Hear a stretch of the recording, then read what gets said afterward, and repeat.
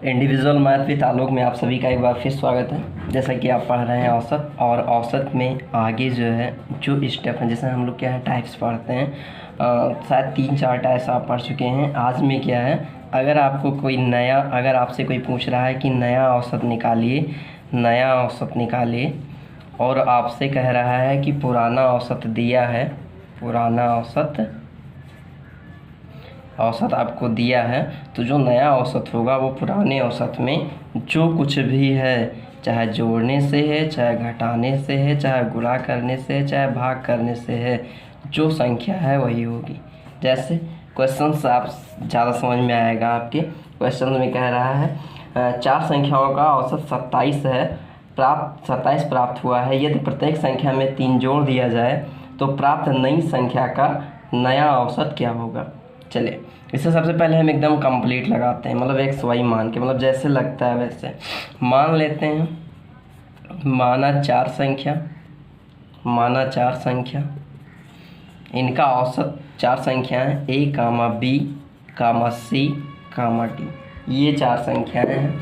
अब अगर हम इनका औसत देखें तो औसत बराबर हो जाएगा A plus B plus C plus D, और अपान में हो जाएगा 4। ये हो गया। औसत दिया कितना है, अभी क्वेश्चन आप पढ़ चुके हो, 27 औसत दिया है। 27 और ये वाला ऐसे, ये वाला 4 जो है यहाँ पर मल्टीप्लाई होगा, ये आपका हो जाएगा A plus B plus C plus D. यानी यहाँ से अगर हम देखें फिर से तो A plus B plus C plus D इसका टू लिख सकते हैं। 27 4 जा होता है आपका 108। ये यहाँ तक हम पहुँच गए। अब कह रहा है कि प्रत्येक संख्या में 3 जोड़ दिया जाए। हाँ, एक बार ध्यान दें, तो ये कह रहे हैं कि प्रत्येक संख्या में अगर हम 3 जोड़ दें, यानी ए में भी 3 जोड़ दें, बी में भी 3 जोड़ दें, सी में भी 3 जोड़ दें और डी में भी 3 जोड़ दें। 3 जोड़ दिए। अब हमें इनका औसत निकालना है तो बाई 4 ही होगा, क्योंकि संख्याएं तो 4 ही हैं ना, तो बटे में 4 होगा। अब यहाँ एक 3 है, यहाँ एक 3 है, यहाँ एक 3, यहाँ एक 3, यानी हम लिख सकते हैं A plus B plus C plus D, और प्लस में आपका ये 3 जो है वो 4 टाइम्स लिखा है, 3 4 टाइम्स लिखा है। अपान में क्या हो जाएगा 4। अब यहाँ पर हम थोड़ा सा अलग करें तो देखें ए बी सी और डी, अपान में 4, ये आपका पुराना वाला औसत है, और प्लस में 3 × 4/4, 4 से 4 कट जाएगा, यानी यहाँ पर आपको नया औसत मिल रहा है। नया औसत बराबर पुराना औसत प्लस में जो 3 हम लोग जोड़े थे वो पुराना औसत, और प्लस में जो 3 हम जोड़े थे वो। ऐसे ही घटाएंगे तो भी यही होगा, मल्टीप्लाई करेंगे तो भी यही होगा, डिवाइड करेंगे तो भी यही होगा, यानी केवल साइन बदलेंगे, बाकी जो कुछ जोड़ घटा रहे हैं पुराने औसत में हो जाएगा। चलिए आगे देखते हैं। आगे एक क्वेश्चन है, 5 संख्याओं का जैसे औसत 35 है। अब आपसे कह रहा है कि प्रत्येक संख्या को पहले की अपेक्षा 1/5 गुना कर दिया जाए तो संख्या का नया औसत बताइए। क्या कह रहा है कि संख्याओं का औसत जो है, यानी जो पुराना औसत है वो 35 है। गुणा करना है, गुणा करने के लिए कह रहे हैं सभी संख्याओं में 1/5 का गुणा करना है, तो जो आपको नया औसत मिलेगा, नया औसत वो आपका हो जाएगा पुराना औसत यानी 35, और अपान में 1 × 1/5, मल्टीप्लाई है, गुणा कर रहे हैं ना, यह आपका कट जाएगा 7, यानी 7 आपका आंसर, यानी नया औसत जो आया, नया औसत वो आपका हो जाएगा 7। एकदम क्लियर है। ऐसे आप अगला एक क्वेश्चन और देखते हैं, थोड़ा सा औसत आयु देख लेते हैं। वही औसत जो भी पढ़े हैं, बस उसी में थोड़ा सा आयु से रिलेटेड क्वेश्चन है वैसे नए पुराने जैसे अभी आप लगा रहे थे। क्वेश्चन है जैसे एक परिवार में 5 सदस्य हैं जिनका औसत आयु 27 वर्ष है। अब 4 वर्ष बाद परिवार की औसत आयु क्या होगी, ऐसा ये कह रहे हैं। तो 5 सदस्य हैं, औसत आयु 5 सदस्य की औसत आयु औसत आयु इक्वल टू दिया हुआ है आपका 27। अब 4 वर्ष बाद पूछ रहा है, यानी सभी में तो 4 जुड़ेगा, तो वही नया औसत बराबर पुराना औसत प्लस में कितना 4, 31 आपका आंसर। आई थिंक समझ में आ रहा होगा। आगे चलते हैं, थोड़ा सा बड़ा क्वेश्चन है, ध्यान देते हैं। लिखा हुआ कह रहे हैं कि 6 वर्ष पूर्व शादी के समय पति और पत्नी की औसत आयु 25 वर्ष थी। ध्यान दीजिए, कह रहे हैं 6 वर्ष पूर्व शादी के समय पति और पत्नी की औसत आयु 25 वर्ष थी। वर्तमान में पति पत्नी और एक बच्चे की औसत आयु 22 वर्ष है। तो बताइए बच्चे की आयु कितनी है। एक बार फिर से पढ़ते हैं। 6 वर्ष पूर्व पति पत्नी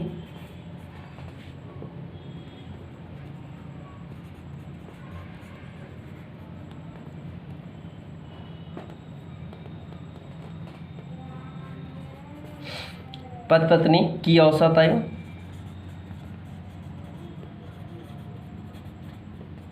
ये आपका दिया हुआ है 25। अब आप 6 वर्ष जब बाद में आएंगे तो 6 वर्ष इनके साथ जुड़ेगा, 6 वर्ष इनके साथ जुड़ेगा, तो 6 और 6 12 हो जाएगा। 12 वर्ष आप एक्स्ट्रा जोड़ रहे हो। उसके बाद औसत आयु दिया है, तो इनकी आयु का योग, दोनों की आयु का योग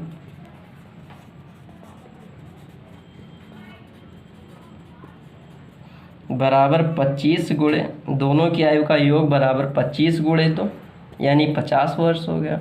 अब 6 वर्ष पहले इनकी आयु का योग 50 वर्ष था, तो वर्तमान में अब आप थोड़ा सा ध्यान दीजिए।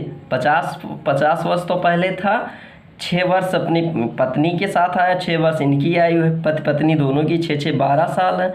तो अब इनकी एज कितनी हो गई 62 वर्ष। वर्तमान में इनकी एज का योगफल 62 वर्ष है। अब ये क्या कह रहे हैं, वर्तमान में 3 सदस्य जैसे ही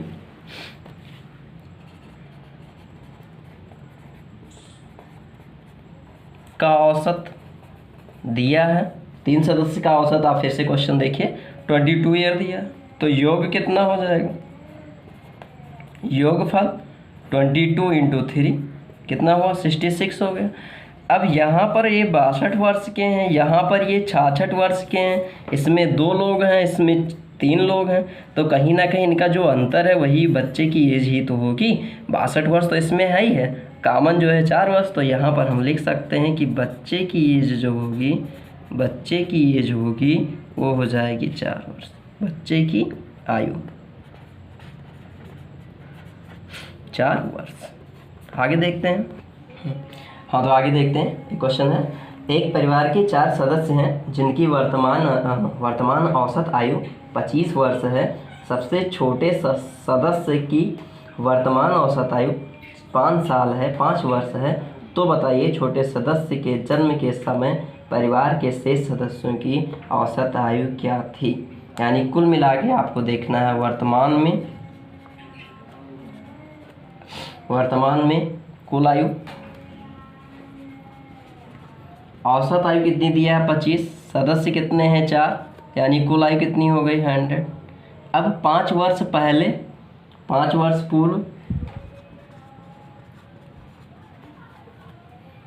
5 वर्ष पूर्व कुल आयु, 5 वर्ष पहले की बात कर रहा है ना, तो ये 100 तो पहले है ही है, और इसमें से 5 सभी की औसत आयु जो है वो घट जाएगी। अब कितना हुआ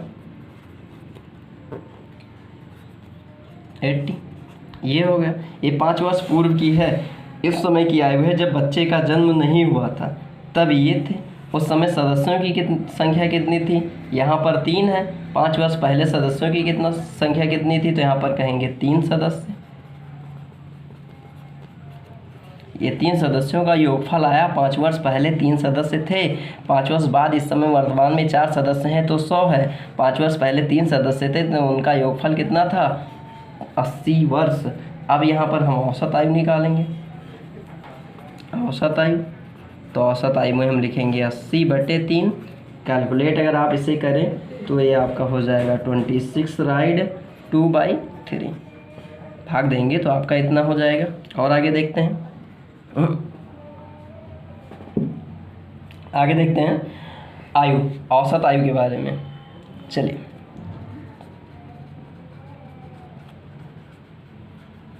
औसत आयु, अभी तक हम औसत चाल, अभी तक तो आई पढ़ ही रहे थे। कुछ क्वेश्चन औसत चाल से रिलेटेड होते हैं। कैसे? जब कह सकते पहली कंडीशन से कुछ टाइप होते हैं, तो टाइप फर्स्ट हम पढ़ते हैं। टाइप फर्स्ट पढ़ते हैं जब चाल और दूरी समान हो, जब चाल से, प्रत्येक चाल से दूरी समान हो, प्रत्येक चाल से दूरी समान हो। इनके कहने का मतलब ये है कि मान लीजिए ये इतनी दूरी है, इससे ही हम चलते हैं 20 किलोमीटर प्रति घंटा, इसे हम चलते हैं 40 किलोमीटर प्रति घंटा, दूरी सेम रहती है, चाल चेंज होती रहती है। उस कंडीशन में क्या होगा, ऐसा ये कह रहे हैं। सबसे पहले हम क्वेश्चन देखते हैं, ज़्यादा इजी लगेगा, क्वेश्चन से ज़्यादा इजी लगता है। देखिए, कह रहे हैं एक व्यक्ति मोटरसाइकिल द्वारा 40 किलोमीटर प्रति घंटे की चाल से इलाहाबाद से बनारस जाता है और 60 किलोमीटर प्रति घंटे की चाल से बनारस से फिर से इलाहाबाद लौट आता है। प्रत्येक इस प्रकार आने जाने को मिलाकर व्यक्ति की औसत चाल क्या होगी, ये आपसे क्वेश्चन में पूछा जा रहा है। तो सबसे पहले हम बात करते हैं इलाहाबाद जाने में, मान लेते हैं इलाहाबाद से बनारस के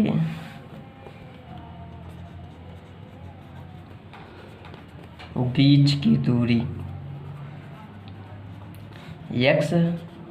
अब इलाहाबाद से बनारस जाने में लगा समय, इलाहाबाद से बनारस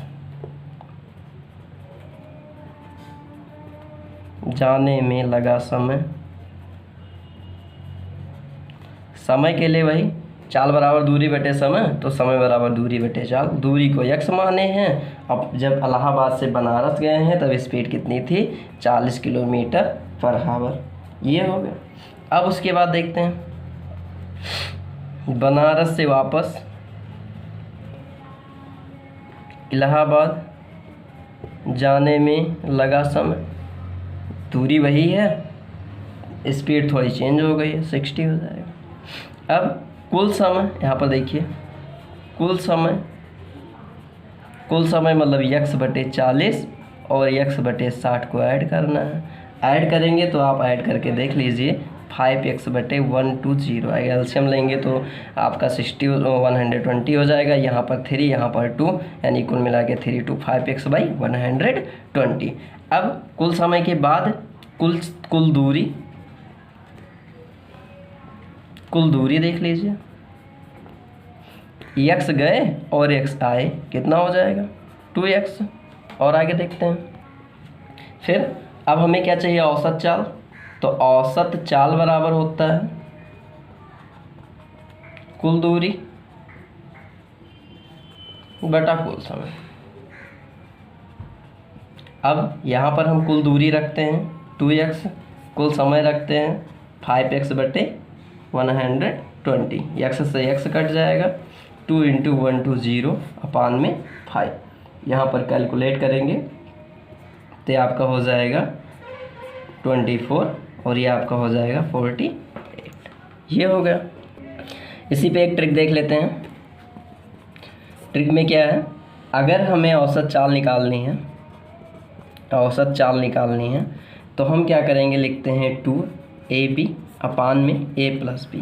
उतनी सारी कैलकुलेशन आपको नहीं करनी है। a मतलब पहली चाल, b मतलब दूसरी चाल, और बटे में a मतलब पहली चाल और b मतलब दूसरी चाल।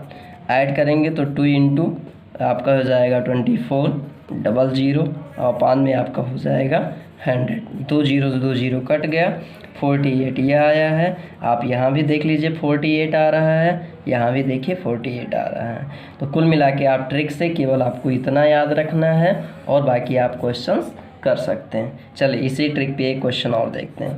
क्वेश्चन है कुछ ऐसे, एक विद्यार्थी जो है 15 किलोमीटर प्रति घंटे की चाल से घर से विद्यालय जाता है और 25 किलोमीटर प्रति घंटे की चाल से घर वापस लौट आता है। इस प्रकार आने जाने को मिलाकर विद्यार्थी की औसत चाल क्या होगी, ऐसा ये कह रहे हैं। करना क्या है, आपको लिखना है टू, घर से स्कूल जाता है 15 किलोमीटर, स्कूल से घर आता है 25 किलोमीटर, स्कूल से घर आता है 25 किलोमीटर, और अपान में वही 15 और प्लस में 25।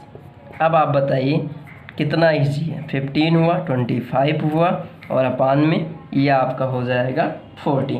कैलकुलेट करेंगे तो ये आपका जो है कटेगा, कुल मिला के काट लीजिए आप 5 से, 5 3 जा, 5 8 जा, 2 4 जा, तो ये आपका हो जाएगा ये 75/4, 75/4। या आप इसे लिख सकते हैं 18 राइट 3/4, 18 राइट 3/4। तो ये आपका आंसर हो जाएगा, है ना जी। चलिए और देख लेते हैं आगे क्वेश्चन।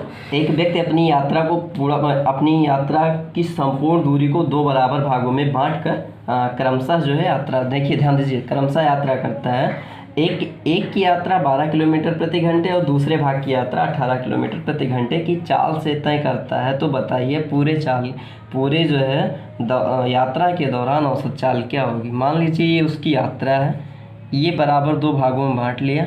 इतनी दूरी जो है वो तय करता है 12 किलोमीटर प्रति घंटा से, इतनी दूरी तय करता है 18 किलोमीटर प्रति घंटा से। अब आपसे पूछ रहा है औसत चाल। आपको एक फार्मूला याद होगा, 2a मतलब 12, b मतलब 18 बटे में 12 प्लस 18। अब आप देखेंगे 2 × 12 × 18, और 12 और 18 जोड़ देंगे तो 30। कैलकुलेट करेंगे तो आपका हो जाएगा, ये 2 से कट जाएगा 15, यानी 12 × 18 अपान में 15। फिर कैलकुलेट करेंगे तो ये 3 से कट जाएगा, 3 5 जा, 3 6 जा, तो ये हो जाएगा कुल मिला के 72 और अपान में 5, यानी कैलकुलेट और आगे करेंगे तो आपका आंसर होगा 14.5। ये आ गई औसत चाल। ऐसे अगर दिया है तो आगे, अगर कहीं तीन यात्रा कर रहे हो, जैसे एक व्यक्ति अपनी यात्रा की संपूर्ण दूरी को 3 बराबर भागों में बांट देता है, क्रमशः 10, 20 और 30 किलोमीटर प्रति घंटे की चाल से उन भागों को तय करता है। तो बताइए पूरी यात्रा के दौरान औसत चाल क्या रही। पूरी यात्रा है, मान लेते हैं, इसको 3 भागों में उसने बांट दिया। पहले को 10 किलोमीटर पर हावर, दूसरे को 20 किलोमीटर पर हावर, तीसरे को 30 किलोमीटर पर हावर की चाल से वह तय करता है। अब ऐसी कंडीशन में औसत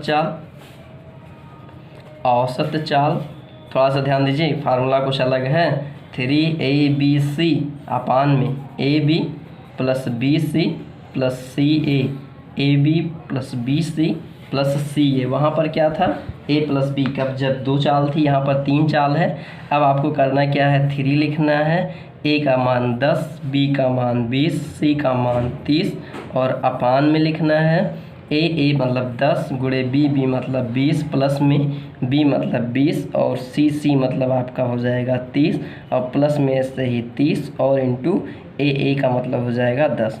थोड़ा सा गुणा कर लीजिए, 3 दूनी 6, 6 18 हो जाएगा, और 1 2 और 3 0 हो जाएगा। नीचे आपका हो जाएगा 200, और ये आपका हो जाएगा 600, ये आपका हो जाएगा 300। जोड़ेंगे तो यहाँ पर हो जाएगा 18, ऊपर लिखा रहेगा 18,000, नीचे 6 2 8 8 3 11 हो जाएगा 11, फिर उसके बाद 100, 2 0 कट जाएगा, यानी कुल मिला के आपको आंसर मिलेगा ये 180/11। अगर इसको राइट में लिखना चाहें तो 16 राइट 4/11 लिख सकते हैं। ये आपका आंसर हुआ। आगे अब इसमें जो है अगला है सेकंड टाइप। फर्स्ट टाइप आप पढ़ चुके हो, सेकंड टाइप थोड़ा सा इजी है, कुछ कठिन है नहीं। ये कह रहा है कि जब चाल अलग हो और दूरी भी अलग हो, ऐसी कंडीशन में आप लोग क्या करेंगे, तो औसत चाल बराबर होता है कुल दूरी बटा कुल समय। यानी सभी कंडीशन में आपको क्या करना है, दूरी निकालनी है और समय निकालना है। अब जैसे क्वेश्चंस ले लेते हैं। ये कह रहा है एक व्यक्ति 150 किलोमीटर की दूरी 45 किलोमीटर प्रति घंटे की चाल से और 120 किलोमीटर की दूरी 30 किलोमीटर प्रति घंटे की चाल से तय करता है, तो बताइए पूरी यात्रा के दौरान उसकी चाल क्या होगी। 150 किलोमीटर की दूरी चलने के लिए उसे 45 किलोमीटर प्रति आवर लगे और वही 120 किलोमीटर की दूरी तय करने के लिए उसे 30 किलोमीटर प्रति आवर की चाल से उसने यात्रा की। तो यहाँ पर कुल दूरी हो जाएगी 150 प्लस 120, यानी आपका हो जाएगा, जोड़ेंगे तो 5 2 7 1 1 2 270 किलोमीटर की यात्रा हो गई। अब कुल समय बराबर होता है आपका दूरी बटे चाल। तो पहले की दूरी 150, चाल कितना 45, दूसरे की दूरी 120, चाल कितना 30। कैलकुलेट करेंगे तो कैलकुलेट कर लीजिए थोड़ा सा। यहाँ पर आपका कटेगा 15 3 45, 15 1 15 और 15 दूना 30, 15 8 120, यानी 10/3 प्लस में 8/2 और कैलकुलेशन करेंगे तो हो जाएगा आपका 10 दूना 20 हो जाएगा और 24 हो जाएगा और 3 दूनी 6 हो जाएगा। 24 और 34 ये आपका हो जाएगा 44/6। 44/6 जो है वो कटेगा तो ये आपका हो जाएगा 22/3। अब आगे देखते हैं थोड़ा सा। ये तो हो गया आपकी कुल दूरी कुल समय। अब औसत चाल बराबर ये आपका हो जाएगा कुल दूरी 270 और कुल समय 22/3। 3 ऊपर जाके गुणा होगा तो 270 गुणे 3/22 ये हो जाएगा। अब यहाँ पर आप देखिए, इसे आपको क्या करना है, डिवाइड करना है। तो ये आपका 2 से कटेगा, ये 11 दूना 22, ये हो जाएगा 2 1 2 और 35 दूना 70, यानी 135 गुणे 3/11, यानी कुल मिला के 135 का 3 से गुणा करेंगे तो 405 आएगा और 11 और भाग देंगे तो 36 सही 9/11। तो औसत चाल में बस इतना ही है। डिफरेंट औसत चाल में जो है थोड़ा सा एक क्वेश्चन और देख लेते हैं, क्लियरली आप लोगों को समझ में आ जाए। क्वेश्चन है, एक व्यक्ति 180 किलोमीटर की दूरी 45 किलोमीटर प्रति घंटे की चाल से और 240 किलोमीटर की दूरी 40 किलोमीटर प्रति घंटे की चाल से तय करता है, तो बताइए पूरी यात्रा के दौरान औसत चाल क्या रही। 180 किलोमीटर की दूरी को तय करने के लिए उसे 45 किलोमीटर पर आवर लगते हैं। 241 किलोमीटर की दूरी को तय करने के लिए उसे 40 किलोमीटर पर आवर लिखते हैं। तो सबसे पहले आप कुल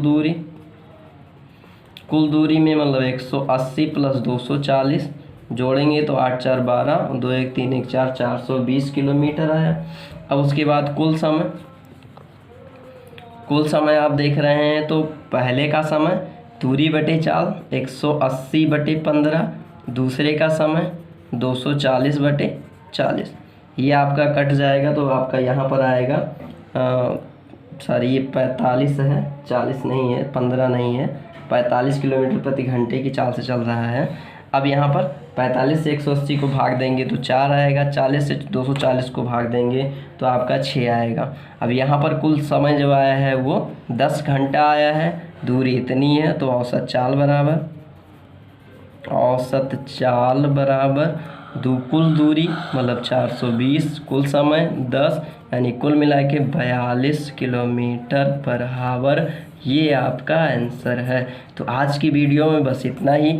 अगर आपको वीडियो पसंद आ रही हो तो आप जो है थोड़ा सा सपोर्ट करें और आगे अच्छी वीडियो आपको मिल सकती हैं, खासकर बेस पर, एकदम बेस। हम ये नहीं कह रहे हैं कि हम कंपटीशन के वही क्वेश्चन पढ़ा रहे हैं जो आपकी एग्जाम में आ सकते हैं, बट इतना इस लेवल का बेस ज़रूर पढ़ा रहे हैं कि ये आपका कॉन्सेप्ट एकदम क्लियर रखेगा और आपकी कॉन्फिडेंस लेवल को बढ़ाएगा। कॉन्फिडेंस लेवल बहुत बढ़ेगा अगर आप बेस जानते हो तो। हम स्टेप बाय स्टेप चल रहे हैं, छोटे छोटे लेवल्स चल रहे हैं, छोटे छोटे क्वेश्चन ले रहे हैं। खासकर सबसे ज़्यादा इम्पॉर्टेंट जो है आपका जो भी इसमें जो यूज होता है, कैसे कहाँ कैसे एवरेज निकालते हैं, कैसे जो है चाल होते हैं, औसत चाल, औसत दूरी, जो भी है वो सारे कॉन्सेप्ट एकदम क्लियर रहेंगे। ये हमारा वीडियो एकदम 0 लेवल से बन रहा है, तो आप लोग सपोर्ट करें और बहुत सारी वीडियोज़, बहुत सारे क्वेश्चंस और भी आ सकते हैं। आज के लिए बस इतना ही।